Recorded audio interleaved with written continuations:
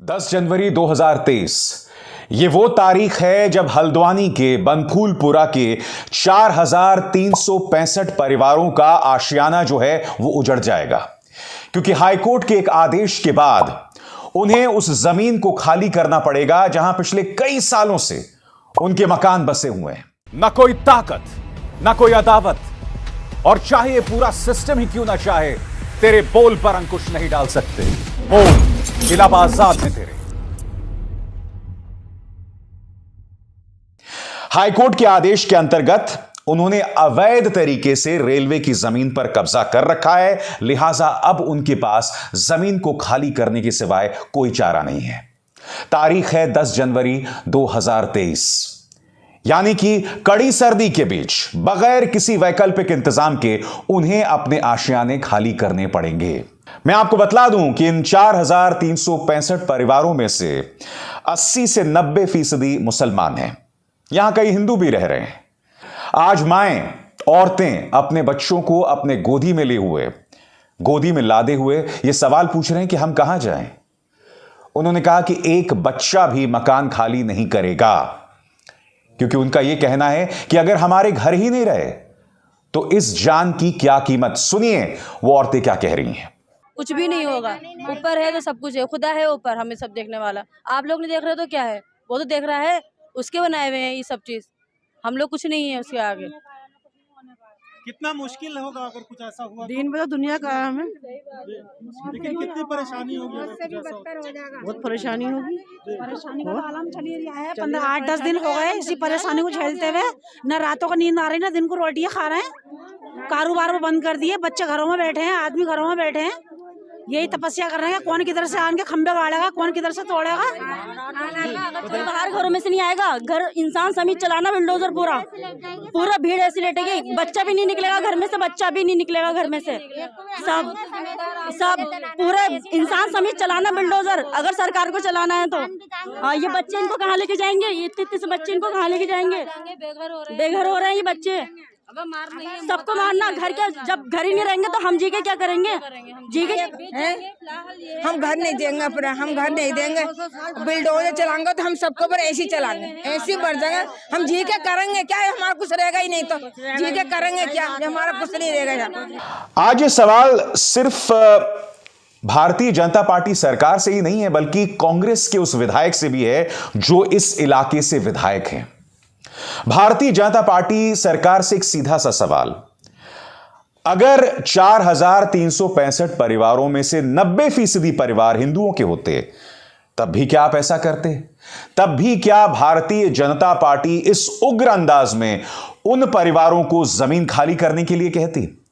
क्योंकि लगातार मुनादी हो रही है, लगातार ऐलान किया जा रहा है कि 10 तारीख को आपको इस जमीन को खाली करना है। उम्मीद की एक छोटी सी किरण है 5 जनवरी को, जब स्थानीय विधायक जो हैं वो कांग्रेस नेता सलमान खुर्शीद को लेकर सुप्रीम कोर्ट जा रहे हैं, जो कि उनके वकील हैं।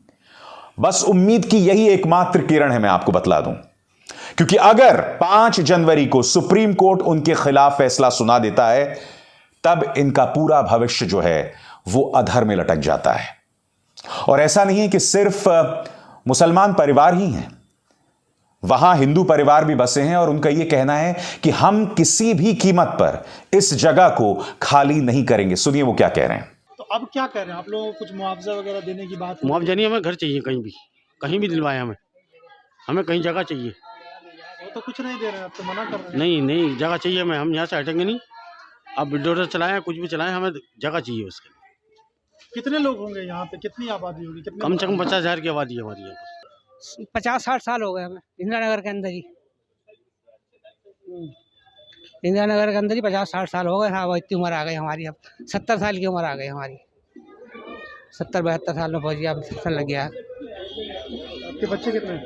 बच्चे मेरे 4 बच्चे हैं। सब कहाँ हैं बच्चे सब? बच्चे वो तो अपने घर पे अपने भी शादी कर दी हैं। बाहर रहते हैं? यहीं रहते हैं, बाहर नहीं रहते घर में। अपने शादी। कहाँ जाएंगे मतलब अगर कुछ ऐसा हो गया तो? क्या पता, आप क्या जहाँ अल्लाह ले जाएगा, देखो करेंगे। अभी तो जहाँ तक है आप कुछ तो सोचा ही क्या, देखो या अल्लाह पाक इन दिलों में रहम डाल दे, ऐसा हो जाए तो अच्छी बात है। अजीब और गरीब अनिश्चितता है दोस्तों। ये पूरा मामला क्या है मैं आपको आगे जाके बतलाऊंगा, मगर आप खुद सोचिए आपके स्क्रीन पर अगर आप देख रहे हैं दोस्तों, ये जमीन के पट्टे हैं या ये वो बिल्स हैं जो उन लोगों ने पे किए हैं या जिसके पैसे उन्होंने चुकाए हैं यहां रहने के। लोग ये दावा कर रहे हैं कि बाकायदा उनके पास यहां रहने के जमीन के पट्टे हैं। अब वो अवैध जमीन पर रह रहे थे पिछले कई सालों से, तो ये तो फर्ज सरकारों का बनता था ना कि वो उनसे लगातार संवाद करते रहते, कहते रहते कि तुम अवैध जमीन पर रह रहे हो। मगर क्या यह संवाद सरकारों ने उनसे किया? आज अचानक हाईकोर्ट का आदेश आ गया। वो अवैध जमीन पर थे, इस बात से कोई इनकार नहीं कर रहा है, मगर मैं आपसे सवाल पूछ रहा हूं, आपने उन लोगों को देखा, उन परिवारों को देखा, उनके भविष्य के बारे में आप क्या कहना चाहेंगे? उनकी क्या गलती है? उनके बाप दादा कई वक्त से यहां पर बसे हुए हैं, उनके बारे में कोई क्यों नहीं सोच रहा है? सुनते हैं ऐसे ही परिवारों का दर्द। हमारे तो 30 साल से ज्यादा शादी को हो गए, जब से यहीं रह रहा है। हम तो शादी होके भी यहीं आए। अच्छा, हाँ, अब क्या कह रहे हैं कि ये कॉलोनी हट जाएगी? क्या कहा जा रहा है, क्या सुन रही है? अब यही सुन रहे हैं, रेलवे वाले यही कह रहे हैं कि ये हटाना पड़ेगा, हटाना पड़ेगा। अब क्या बताया जाए, हमें तो खुद ही इतने हम जाएंगे भी कहाँ कहाँ। जाएंगी? कुछ तो सोचा होगा, क्योंकि अब तो समय नहीं है ना, सोचना तो पड़ेगा ही। हमने तो अभी कुछ सोचेंगे क्या, हम क्या सोचेंगे? अब जो भैया ने जो ऊपर वाला करेगा वही होना है। क्या सोचे, आदमी हमारा बीमार रहा, हमसे तो कुछ होता, हम कहाँ जाएंगे? अरे पब्लिक परेशान हो रही है हर चीज में। इतनी पब्लिक है कि कहाँ जाएगी, कहाँ बच्चे ठंड में ले फिरेंगे। बच्चे सब भी हैं, बहुत बुजुर्ग होंगे, बीमार और होंगे। बहुत से ऐसे हैं बेचारे जिनके घरों में चूल्हा नहीं जल रहा इस टाइम पे। हमारी सारी जिंदगी बीत गई है साहब, अब यही घर में हमने सब बनाया चुनाया, आज हमारे दिल में ये बीत रही, कहाँ लेके बच्चे हम जाए ठंड में? नन बच्चे ने कहाँ पढ़ाऊं मैं, ये बताओ। कोई पूछने वाला है, खाने को है कि नहीं है आपके पास? और मकान गिराने को तैयार हो रहे। अरे बहड़ी में इतनी सी जगह में रेल चल रही है जी, और हमारे तो इतनी दूर है रेल है। इधर भी मकान है, उधर भी मकान है बहड़ी में, और हमारे यहाँ तो देख रहे कितनी दूर का रेल है। तो सर हम कहाँ जाएंगे? हमें तो या तो पैसे दिलवाओ या हमें जगह दिलवाओ। हम कहाँ मरेंगे जाकर? बुढ़ापे में बूढ़े तो हम यहाँ हो गए, हम कहाँ जाएंगे? हैं? छोटे छोटे बच्चे कहाँ लेके जाएंगे बताइए? घर आए बनाने नहीं देती सरकार, जब उसकी जमीन थी कह देती कि हम नहीं बनाने देंगे। अब बच्चे कहाँ जाएंगे लेके, बताओ? जनता कहाँ जाएगी? इतनी थोड़ी जनता है का? ये पूरा मामला क्या मैं आपको बतलाना चाहता हूं दोस्तों, इसके लिए आपको साल 2007 में चलना पड़ेगा। ये वो दौर है जब इलाहाबाद से आए वकीलों ने हल्द्वानी हाईकोर्ट में एक मांग की कि काठगोदाम से लेकर इलाहाबाद तक ट्रेन शुरू की जाए। मगर जैसे ही ट्रेन शुरू करने की मांग होती है, तब प्रशासन पलटकर कहता है कि देखिए यहां पर जमीन नहीं है। जमीन इसलिए नहीं है क्योंकि 29 एकड़ जमीन पर कब्जा किया हुआ है। बाद में यह मामला अदालत में जाता है और स्थानीय प्रशासन यह कहता है कि 29 एकड़ में से हम करीब 19 एकड़ जो है खाली करवा चुके हैं, और मामला वहीं पर दब जाता है। फिर इस तारीख पर गौर कीजिए, साल 2014, रवि शंकर जोशी नाम के एक याचिकाकर्ता इस मामले को लेकर अदालत जाते हैं और चुनौती देते हैं कि यहां पर लोगों को जो है जमीन खाली करवाई जाए। तब यह मामला एक बार फिर गंभीरता से सामने उभर कर आता है। बात होती है एक पुल की जो गोला नदी पर था। यह पुल जो रेलवेज के ऊपर से था, यह पुल अचानक गिर जाता है। और क्यों गिर जाता है? जब इसकी पड़ताल होती है तो यह पता चलता है कि उस पुल के आसपास खुदाई हो रही थी, जिसके चलते पिलर्स कमजोर हो गए और फिर वो पुल गिर जाता है। और उसके बाद एक अदालती प्रक्रिया शुरू होती है।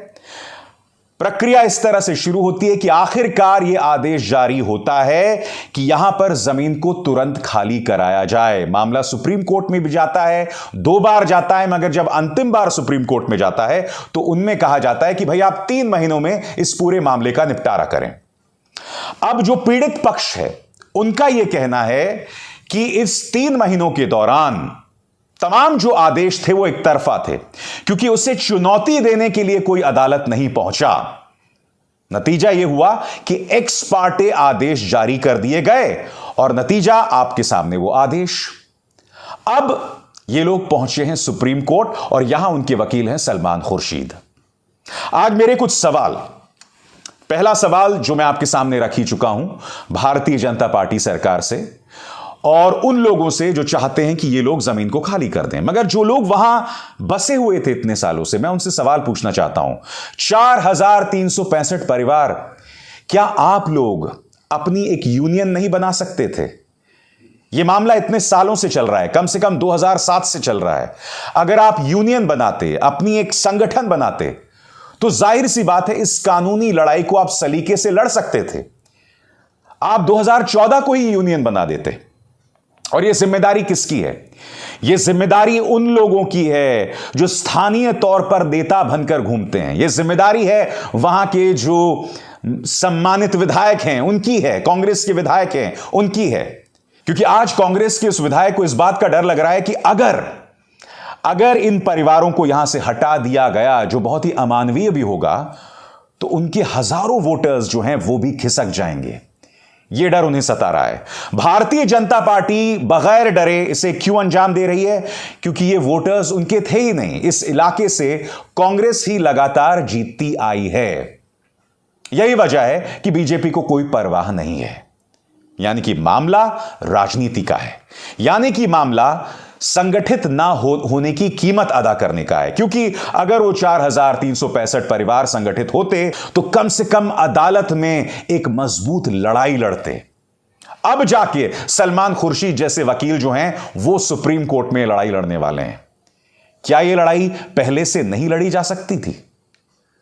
अब अगर 10 जनवरी को उन्हें हटाया जाता है, बिल्कुल उसी तरह से जिस तरह से जहांगीरपुरी में बुलडोजर चले थे, सोचिए औरतों और बच्चों का क्या होगा। 10 जनवरी को कार्रवाई को लेकर भी प्रशासन ने भी अपना रुख सख्त कर लिया है। उनकी तरफ से यह फरमान जारी किया गया है। हल्द्वानी रेलवे अतिक्रमण को लेकर पुलिस ने पूरी की अपनी सभी तैयारियां। आईजी कुमाऊं नीलेश आनंद भरणे ने दी पूरी जानकारी। 14 कंपनी पैरामिलिट्री और 5 कंपनी रैपिड एक्शन फोर्स की मांग। 8 जनवरी तक हल्द्वानी पहुंच जाएगी पूरी फोर्स। गढ़वाल से भी की गई है पुलिस के अधिकारियों और सिपाहियों की मांग। माहौल खराब करने वालों को किया जा रहा है चिन्हित। LIU और खुफिया तंत्र भी बनाए हुए हैं निगरानी। सोशल मीडिया की लगातार की जा रही है मॉनिटरिंग। माहौल खराब करने वालों के खिलाफ की जाएगी सख्त कार्रवाई। CCTV कैमरों पर भी रखी जा रही है निगाह। हाईकोर्ट के आदेशों का पूरा पालन होगा, ऐसा राज्य के IG ने कहा है। यह सब टाला जा सकता था, मगर राजनीति के चलते, स्वार्थ के चलते आज कई लोग शिकार हो रहे हैं इसका। सोच के भी दोस्तों सिहरन पैदा होती है कि उन माओं का, उन बच्चों का क्या होगा अगर 5 जनवरी को ये लोग केस हार जाते हैं। अभिसार शर्मा को दीजिए इजाजत। नमस्कार।